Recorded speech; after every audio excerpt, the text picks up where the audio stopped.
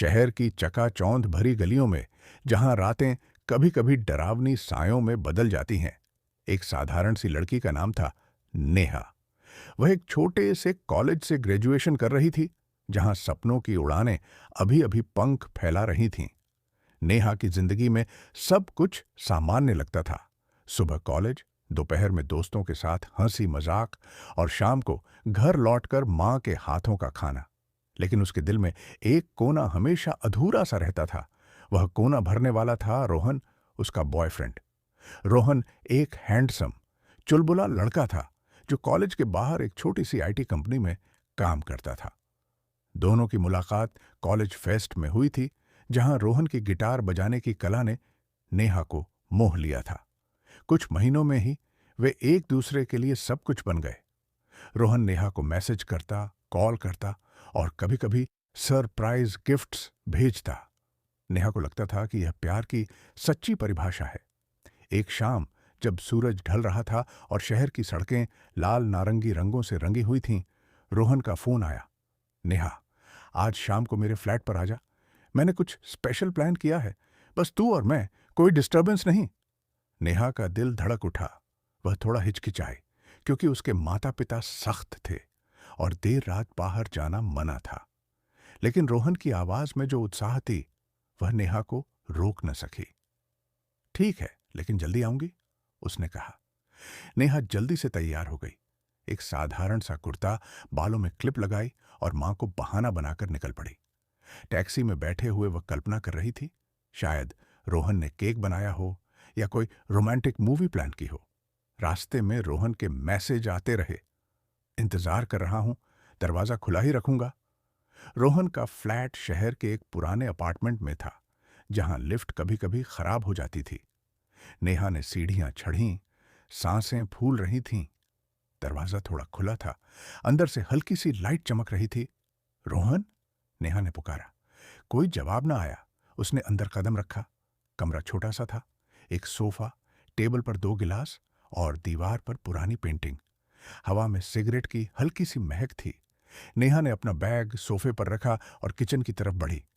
तभी पीछे से एक हाथ आया और नेहा के मुंह पर कपड़ा दबा दिया। तेज गंध फैल गई, क्लोरोफॉर्म। नेहा ने छटपटाया, लेकिन आंखें भारी हो गईं। वह गिर पड़ी। जब नेहा की आंखें खुलीं तो कमरे में अंधेरा था। उसके हाथ पैर बंधे हुए थे रस्सी से, मुंह पर टेप चिपका था। सामने रोहन बैठा था, लेकिन उसके चेहरे पर वह मुस्कान नहीं थी जो नेहा को पसंद थी। उसके बगल में एक और लड़का, विकास, रोहन का दोस्त। विकास कॉलेज का ही था, लेकिन नेहा ने कभी ज्यादा बात न की थी उसके साथ। वह मोटा तगड़ा था, आंखों में चमक थी जो डरावनी लग रही थी। रोहन ने टेप हटाया। नेहा की आवाज कांप रही थी। रोहन, ये क्या मजाक है? रोहन हंसा, लेकिन हंसी ठंडी थी।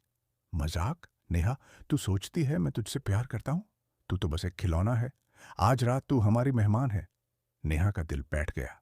विकास ने आगे बढ़कर नेहा के बाल पकड़े। चुप रह, वरना और बुरा होगा। उस रात जो हुआ, वह नेहा की जिंदगी का सबसे काला अध्याय बन गया। रोहन और विकास ने मिलकर नेहा के साथ वीभत्स अपराध किया। कमरे की दीवारें चीखों को निगल गईं। नेहा ने विरोध किया, लेकिन 2 ताकतवर लड़कों के सामने वह लाचार थी।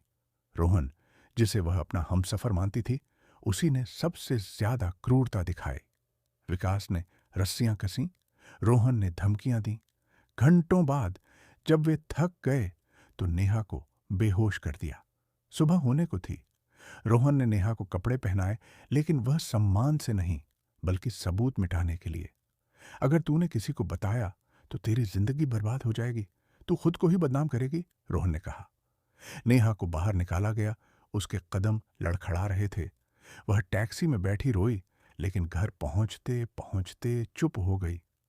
मां ने पूछा तो बोली, दोस्तों के साथ घूमने गई थी। दिन बीतते गए। नेहा चुप थी। कॉलेज जाती, लेकिन आंखों में खोई हुई। रोहन मैसेज करता, सब ठीक है ना? नेहा ब्लॉक कर देती, लेकिन डर के मारे कुछ न बोलती।